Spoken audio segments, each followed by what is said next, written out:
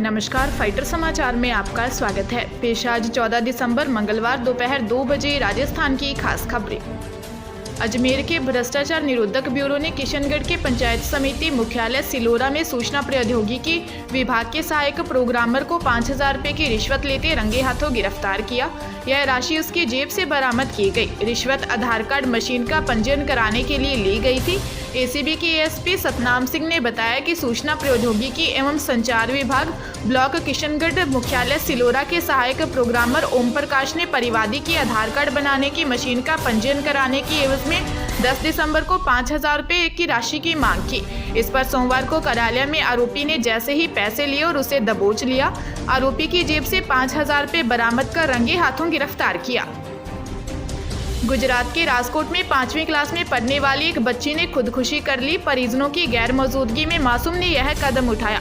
परिजन आशंका जता रहे हैं कि उनकी बेटी सावधान इंडिया और क्राइम पेट्रोल जैसे टीवी सीरियल देखा करती थी। यहीं से उसने खुदकुशी का तरीका सीखा होगा। हालांकि पुलिस ने मामले की जांच शुरू कर दी है। पुलिस के मुताबिक बच्ची के माता पिता और परिवार के दूसरे सदस्य एक सामाजिक कार्यक्रम के लिए जा रहे थे। इस दौरान उन्होंने बच्ची को भी खुद के साथ आने के लिए कहा, लेकिन उसने मना कर दिया। दोपहर के वक्त घर लौटे परिजनों ने बच्ची के रूम का दरवाजा खटखटाया, लेकिन काफी देर तक नहीं खुला। इसके बाद जब घर के पीछे की खिड़की से झांका गया तो बच्ची सीलिंग के हुक में दुपट्टे से लटकी हुई मिली। स्टेट बैंक ऑफ इंडिया ने सर्किल बेस्ड अफसर की 1,226 वैकेंसी निकाली है। यह रिक्तियां अहमदाबाद, बेंगलुरु, भोपाल, चेन्नई और जयपुर सर्किल में है। इन पदों के लिए आवेदन की आखिरी तारीख 29 दिसंबर है। परीक्षा अगले साल जनवरी में होगी। परीक्षा की तिथि अभी जारी नहीं हुई है। आवेदन ऑनलाइन होगा। उम्मीदवारों को मान्यता प्राप्त संस्थान से ग्रेजुएशन होना चाहिए। अभ्यर्थियों की आयु सीमा 18 से 30 साल के बीच होनी चाहिए। योग्य उम्मीदवारों का चयन ऑनलाइन लिखित परीक्षा, स्क्रीनिंग और इंटरव्यू के आधार पर होगा। जयपुर जिले के श्यामनगर थाना क्षेत्र में अजमेर रोड पर एक होटल में एक महिला का शव मिला है। यह मामला हत्या से जोड़कर देखा जा रहा है। संदिग्ध परिस्थितियों में मौत की वजह से पुलिस ने एफएसएल टीम को भी मौके पर बुलाया। बताया जा रहा है कि महिला के साथ एक व्यक्ति होटल में ठहरा था। वह मौत की खबर लगने से कुछ घंटे पहले ही बहाना बनाकर होटल से चला गया।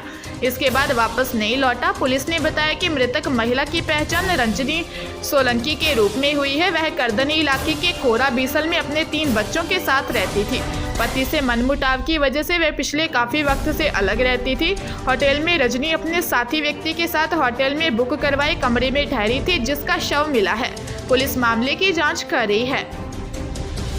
बालिकाएं जहां उच्च शिक्षा पाने के लिए हर स्तर पर जूझ रही हैं, वहीं पुनड़ों की बस्ती उड़खा गांव की बेटी कुंता मेघवाल ने समाज के सामने बालिका शिक्षा की महत्ता पर बेहतरीन उदाहरण पेश किया है। कुंता शादी के बाद विदाई के दूसरे दिन ही ससुराल से 80 किलोमीटर दूर रानी गांव हायर सेकेंडरी स्कूल में 12वीं की परीक्षा देने पहुंच गई।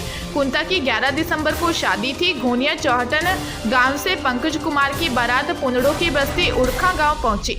देर रात को 7 फेरों के बंधन में बंधने के बाद कुंता मेघवाल का 12 दिसंबर को शाम के शादी की विभिन्न रस्में निभाने के बाद विदाई दी गई। रात को ससुराल घोनिया चौहटन पहुंची। दूसरे दिन सोमवार को ससुराल से 80 किलोमीटर दूर रानीगांव हायर सेकेंडरी स्कूल में परीक्षा देने पहुंच गई। कोटा जिले के अनंतपुरा थाना क्षेत्र के प्रेमनगर फ्लाईओवर पर अज्ञात वाहन की टक्कर से भामाशाह मंडी में मुनीम का काम करने वाले युवक की मौत हो गई। परिजनों की ओर से थाने में मामला दर्ज करवाया गया है। भामाशाह मंडी के मुनीम राजाराम गोचर ने बताया कि उनका साथी मुनीम अखिलेश शर्मा प्रेमनगर अफोर्डेबल योजना में रहता था। वह बाजार की ओर आया था। वापस अनंतपुरा से प्रेमनगर की ओर बाइक से जा रहा था। इस दौरान प्रेमनगर फ्लाईओवर पर चढ़ते ही किसी वाहन ने उसकी बाइक को टक्कर मार दी। वह घायल हो गया। उसे अस्पताल में ले जाया गया, जहां इलाज के दौरान उसकी मौत हो गई। अखिलेश अपने परिवार में इकलौता बेटा था। उसकी 6 महीने पहले शादी हुई थी। बूंदी जिले के सदर थाना क्षेत्र में चौंकाने वाला मामला सामने आया है। बहू ने बुजुर्ग ससुर के सिर पर डंडे से कई वार करके हत्या कर दी। बुजुर्ग के बड़े बेटे ने बहू के खिलाफ रिपोर्ट दी है। पुलिस ने बताया कि रामलाल उर्फ रामदेव किसान थे। उनके बेटे भैरूलाल ने बताया कि वह 3 साल से कोटा में रहता है। अंथड़ा गांव में छोटा भाई सत्यनारायण, पत्नी व 2 बच्चे माता पिता के पास रहते हैं। घर पर बच्चे सत्यनारायण की पत्नी व पिता मौजूद थे। अचानक आपस में विवाद हुआ। सत्यनारायण की पत्नी ने पिता पर डंडे से वार करना शुरू कर दिया। इससे डरकर बच्चे चिल्लाते हुए बाहर भाग गए। बच्चों के चिल्लाने की आवाज सुनकर पड़ोसी आए। उन्होंने बुजुर्ग को छुड़वाया। घायल को तुरंत बूंदी अस्पताल ले गए, जहां उसकी मौत हो गई। पुलिस मामले की जांच में जुट गई है। कोटा जिले के उद्योगनगर थाना क्षेत्र के प्रेमनगर इलाके में एक युवक ने कमरे में फांसी का फंदा लगाकर आत्महत्या कर ली। मृतक के पास एक 3 लाइन का नोट मिला है, जिसमें लिखा है कि ऐसे जिंदगी जीने से क्या फायदा, मैं अपनी इच्छा से जा रहा हूँ। मृतक दानबल अरणखेड़ा की झोपड़िया थाना कैथून हाल प्रेमनगर DPS स्कूल के पास का निवासी था। पुलिस ने बताया कि मृतक के 3 बहनों में से 2 की शादी हो चुकी है। एक बहन चाचा चाची के पास रहती है। दानबल के माता पिता की मौत हो चुकी थी। वो अकेला ही कोटा में किराए में रहता था। फैक्ट्री में ही खाना खाता था। पुलिस मामले की जाँच कर रही है। टोंक जिले के पचेवर थाना क्षेत्र के आखथड़ी गांव में खेत पर काम करते समय जहरीले कीड़े के काटने से एक किसान की मौत हो गई। पुलिस ने पोस्टमार्टम करवाकर शव परिजनों को सौंप दिया। पुलिस ने बताया कि आखथड़ी निवासी रामकिशन की जहरीले कीड़े के काटने से मौत हो गई। वह खेत पर काम कर रहा था। इस दौरान उसे जहरीले कीड़े ने काट लिया। तबीयत बिगड़ने पर परिजन उसे अस्पताल लेकर पहुंचे, जहां इलाज के दौरान उसकी मौत हो गई। जयपुर जिले के मुरलीपुरा थाना क्षेत्र में सीकर रोड पर तेज रफ्तार एक मिनी बस ने महिला को कुचल दिया। वह मुरलीपुरा स्थित एक निजी स्कूल में टीचर थी। पुलिस ने बताया कि हादसे की शिकार हुई मंजू देवी झोटवाड़ा रोड पर पानीपेच स्थित नेहरू नगर की रहने वाली थी। वह स्कूल जा रही थी, तभी सीकर रोड पर डहर का बालाजी के पास BRTS कॉरिडोर में उतरी। तभी पीछे से आ रही तेज रफ्तार मिनी बस ने मंजू देवी को टक्कर मार दी।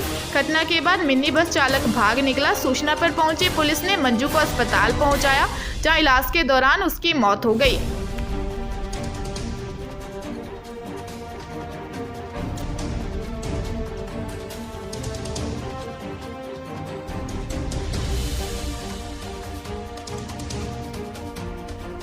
ताजा तरीन खबरों के लिए फाइटर न्यूज को सब्सक्राइब करें और बेल आइकन को प्रेस करें, ताकि नई न्यूज अपडेट होते ही आपके फोन की घंटी बज जाए।